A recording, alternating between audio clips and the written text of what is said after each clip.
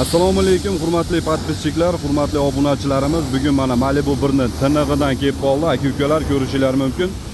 Xo'p, 2012-yilda avtomobilimiz ishlab chiqarilgan bo'lib, 256 ming probegda.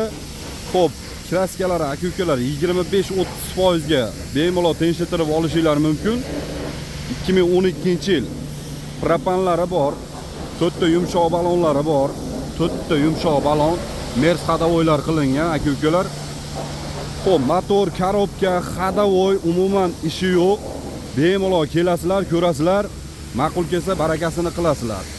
Xo'p, polni 100% shumka, polni 100% tonirovkada mashinamiz. 1 yil ruxsatnomasi bor. Ichki salonlarini ko'rsatib o'taman, bemalol aloqaga chiqib, egasini nomida. Dokumentda umuman muammosi yo'q, xohlagan dokumentinglar bo'ladi. Salon holatlari, aka-ukalar tonirovkalarda ham yaxshisidan amerikanskiyda ham bosilgan. Xo'p, mana salonlari qirilgan, chizilgan, dilda xira qiladigan joylari yo'q. Oldi ko'rinishlari avtomat korobka. Ikkinchi paysi 3 qilingan, ikkinchi paysi 3 qilingan. Aka-ukalar kapotni ochib qo'ying. Xo'p, orqa salonlari mana orqa salonlari ko'rishingiz mumkin. Xo'p, bagajlarini ko'ramiz hozir. Aka-ukalar bemalol aloqaga chiqsanglar bo'laveradi. Propallari bor. Propallari ham 65 talik. 65 talik propallari bor. Xo'p, stop faralariga ahamiyat bersak, stoplarni ham go'zal holatidan qildirib qo'ygan ekan. Polni aka-ukalar tommigacha 100% shumkada mashinamiz. Xo'p, mana ko'rib bemalol aloqaga chiqishingiz mumkin.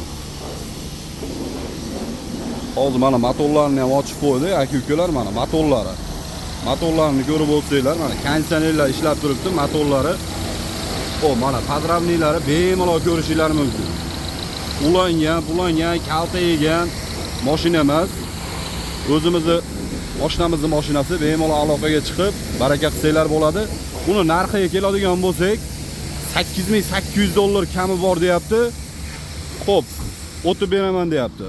Bemalol aloqaga chiqib, baraka qilishingiz mumkin. Manzilimiz, mashinamiz Andijonda. Bemalol aloqaga chiqaverasizlar. Sog' bo'linglar, salomat bo'linglar. Yoqsa bitta-bitta like ni bosib qo'yinglar. O'z fikringizni kommentariyaga qoldiringlar.